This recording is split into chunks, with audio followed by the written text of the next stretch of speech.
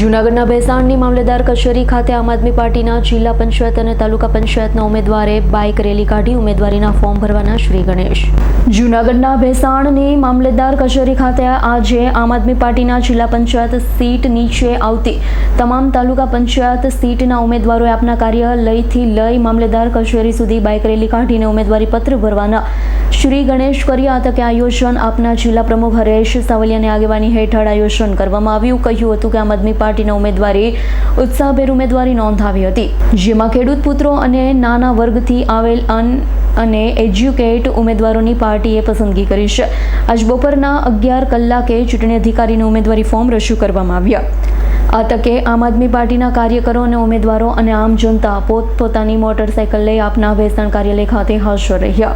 આ તકે આપના જિલ્લા પ્રમુખ હરેશ સાવલિયાની આગેવાની હેઠળ આયોજન કરવામાં આવ્યું. આ તકે આપના ભેસાણ તાલુકા પ્રમુખ કિશોર સાવલિયા, દિનેશ રૂપારેલિયા તેમજ ધવલ કથિરિયા સહિતના તાલુકાના ઉમેદવાર કાર્યકરો અને આમ જનતા મોટી સંખ્યામાં રેલીમાં જોડાયા હતા. આપના જીતનો વિશ્વાસ જાહેર કર્યો હતો.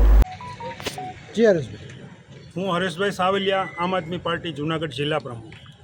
અમે આજે વિસાવદર વિધાનસભામાં આવતા આ ભેસાણ તાલુકા પંચાયતના બંને જિલ્લા પંચાયત ચૂડા અને ભેસાણ તેમજ ચૂડાની અંદર આવતી 8 તાલુકા પંચાયત અને ભેસાણની અંદર આવતી 8 તાલુકા પંચાયત એમ કરી કુલ 16 ફોર્મ આજે અમે મામલતદાર શ્રી અને ટીડીઓ શ્રીને આપેલા છે, એને રજૂ કરી દીધા છે.